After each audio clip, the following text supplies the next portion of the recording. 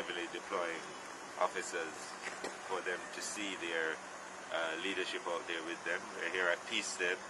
I have Assistant Commissioner Mackenzie and his team here. I just got the opportunity to speak to the quick response team and the traffic team just before they went out to continue the duties into tomorrow morning. Before that, we were in parade, just seeing what is happening there. Business is going along smoothly. We haven't had a lot of reports of incidents. There have been one or two, but nothing, not a lot. And perhaps that has something to do with the level of deployment that we've seen tonight. Our officers have turned out and they are, as always, responding to the needs of citizens, especially on nights like tonight. We know that the curfew hours are extended tonight to 1 o'clock in the morning, but for the most part we see the normal movement of things and people are starting to come off of the roads. We, of course, will remain out here until morning to make sure that our citizens are safe. I need back my husband. We've been together for so long. It's very hard not to be living under the same. Was burnt down, right? Talk to us about the struggles. Struggles with all of that. Like me end up in a flank, staying back to my uncle's house, staying from my uncle veranda, our veranda chair. With your two children and you? No, they never. My two children them were staying at Wakefield in our family house. Push around, and me have to tell them, say no worry yourself. I go help you now. And your wife? My wife is there with them, but they never have the help. So me have to beg help from everybody. You know. I go to the NIS them give me a help. But when I go to the NIS to get the help, somebody else take the money them what the NIS would have pay me.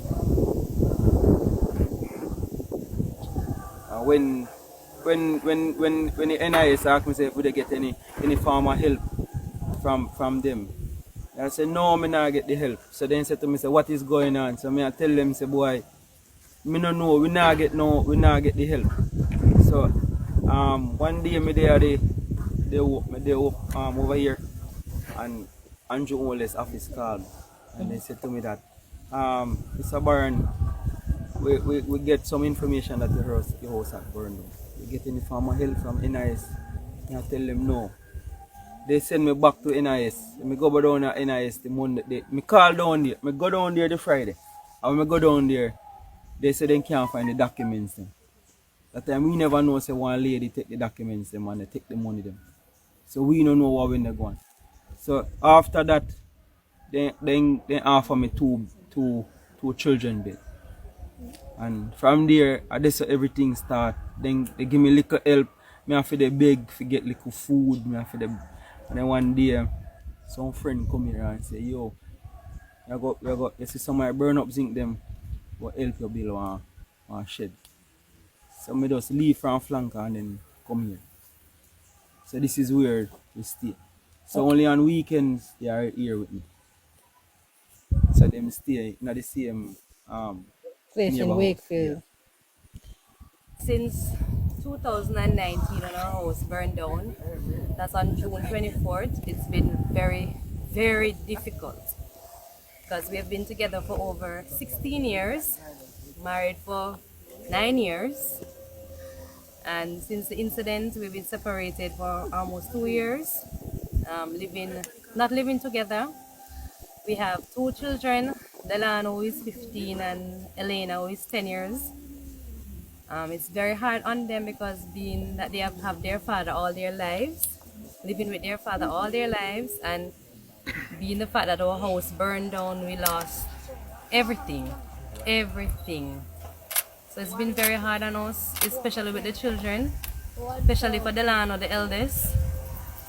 He takes it very, very hard.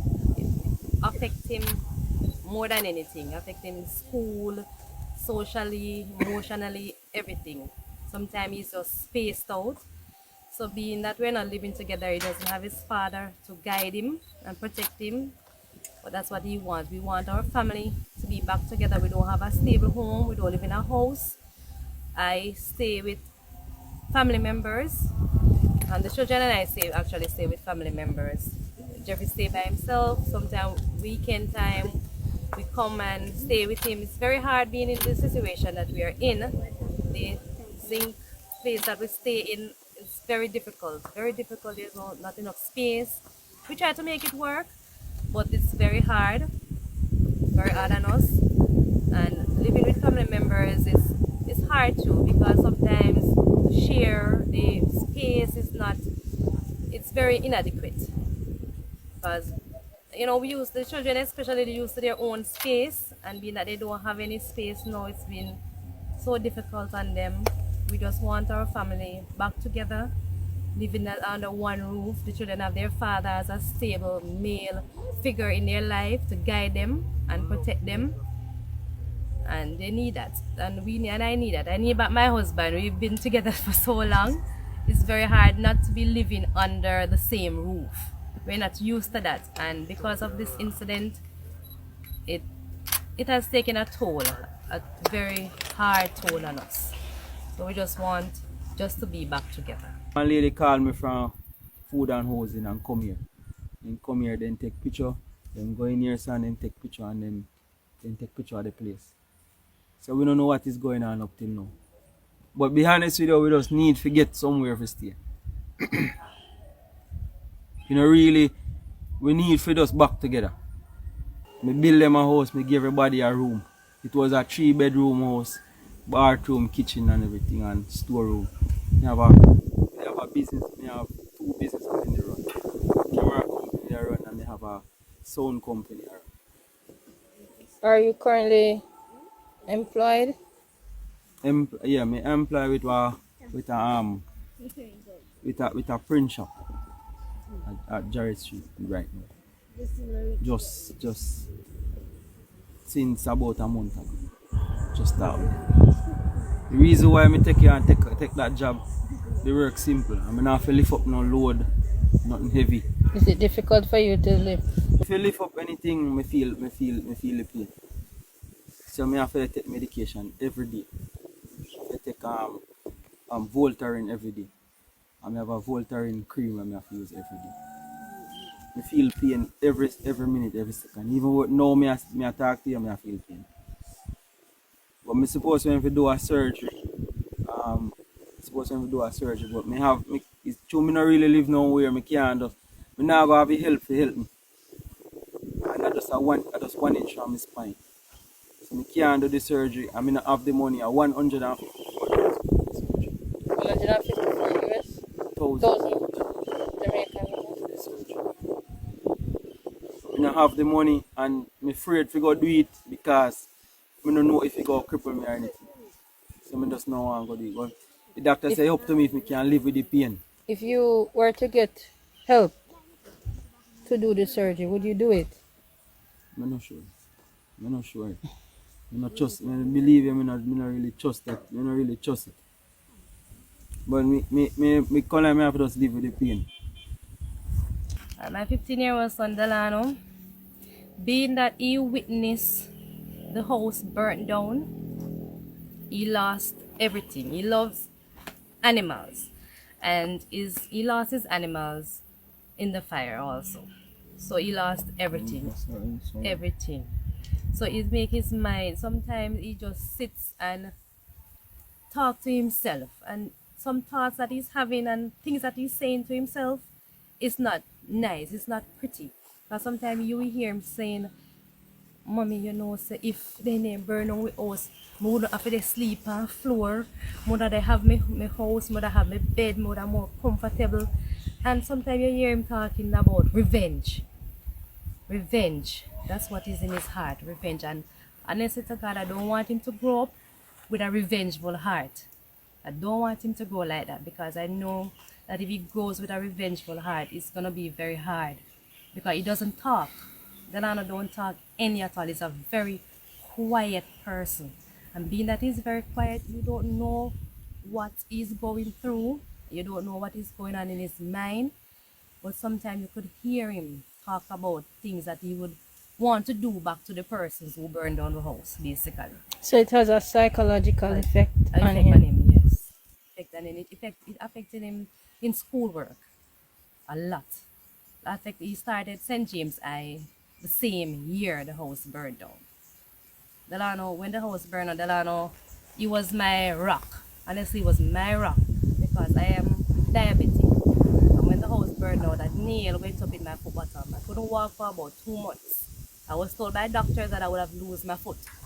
But you see, Delano, that's my rock. He will, we didn't, as I said, we didn't have anything, so everything burned up. So you usually catch up wood fire. You go out and you look wood and you catch up the fire.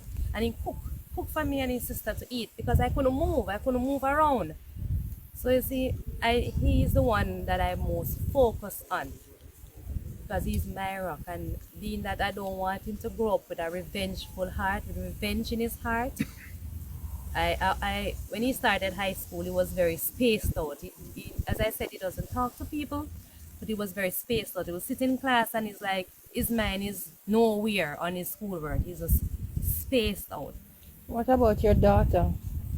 For my daughter, no, but being that she was younger when the house burned, it affects her, yes, but not that much because at her age, she didn't really, and she understand that the house burned, she understand she lose everything, but I don't think it affects her psychology in any way like that, but it affects her knowing that she lost everything also. She was a honor roll student at the time and she was in grade 2 and she was an honor roll student, and when the house burned down, the first thing that came to her mind, she held her chest and she said, "Mommy, my honor roll badge." That's the first thing that came into her head, that knowing that her honor roll badge burned up because she got it as an honor roll student, and it affects after the fire. It affected her in schoolwork also because she was always a top student, but because of everything, it affected her also. Being that we're not being together in the same house and staying with family members. But I tell you, my sister helped me a lot. I give God thanks for her every day. Wasn't for her, sometimes I don't know who would have managed or eat or anything. But I always want to give thanks for her because she helped out